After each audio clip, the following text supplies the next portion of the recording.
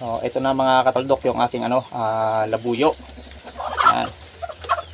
So, malapit na yung nila, yung season nila ng mga labuyo. So, gagamitin ko itong pang kate. Ngayong sa sunod na buwan, tapos na yung tawag yan, pagkalugon. Maliit lang, maliit. Pero bilugan ng katawan.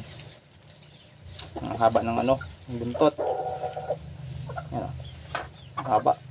Saka ng ng sahid. Ang haba. At hindi na siya ganun kailap. Mahirap magpaamo ng ng labuyo. Hintayin nating magtilaok, pakinggan natin yung tilaok. Ayun mga katuldok. Ang ganda ng tilaok. Pwede na itong pangkate. Na-condition ko na siya, na-condition. So sa sunod na buwan, gagamitin ko na itong pangkate. Kasi kapag mailap yan, hindi pwede tilaok sa tabi mo, kaya hindi yan tilaok kapag nahahawakan mo. Yun. Ayos mga katuldok.